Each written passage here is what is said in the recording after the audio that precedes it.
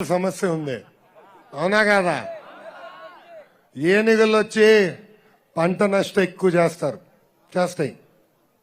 అప్పుడు ప్రభుత్వం పైన బాధ్యత ఉంటుంది ఆ నష్ట పరిహారం అందజేసేదానికి. చంద్రబాబు నాయుడు గారు ముఖ్యమంత్రిగా ఉన్నప్పుడు ట్రెంచ్ కొట్టించాం, ఏనుగులకు టెరిటరీ పెట్టాం, అవసరమైతే ఏనుగులకు సఫారీ కూడా ఏర్పాటు చేశాం. ప్రయాణికులు వెళ్ళి ఏనుగులు చూసేదాన్ని.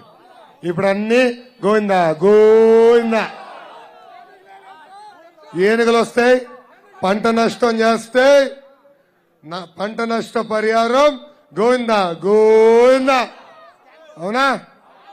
అదే మొదటి సమస్య. రెండోది హంద్రి నివా పనులు పూర్తి చేయాలి కదా.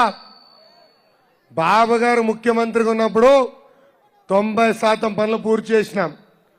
కేవలం 10% పనులున్నాయి. ఈ జాదురెడ్డి కుప్పానికి వచ్చినాడు, 3 నెలలు అన్నాడు. ఏమన్నాడు? 3 నెలలు అందరినివా పూర్తి చేస్తున్నాడు. 3 నెలలు కాదు కదా, 3 సంవత్సరాలు 8 నెలలైంది. ఏమి పీకాడని ఈ సభాముఖంగా అడుగుతున్నా. ఇంకా వేరుశనక్కి కల్తీ ఇత్తనాలు ఇచ్చారు, అవునా కదా? వేరుశనగ రైతులు బాగా నష్టపోయారు, వాళ్ళు కూడా నష్టపరిహారం అందజేయాల్సిన బాధ్యత చాలా ఉంది. అంతేకాకుండా పాడి రైతులేమి, పట్టు రైతులేమి అడుగడుగున ఇబ్బందులు ఎదుర్కొంటున్నారు. గతంలో లాగానే వాళ్ళని కూడా తెలుగుదేశం పార్టీ ఆదుకుంటుందని ఈ సభాముఖంగా హామీ ఇస్తూ ఇక్కడ చిన్న మాట చెప్పాలా.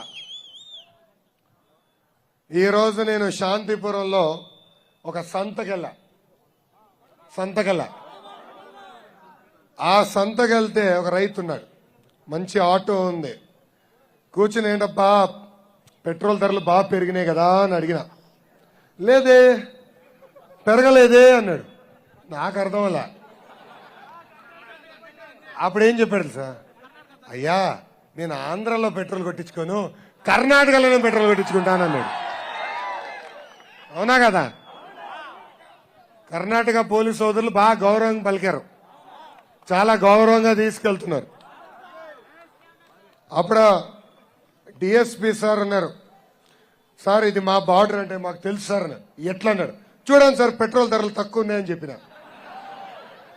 ఇదిగో ఇక్కడ బోర్డు ఉంది, అదిగో అదే బోర్డు. ఆ బోర్డు పైన రాస్తుంది, అక్కడ ఒక బోర్డు ఉంది,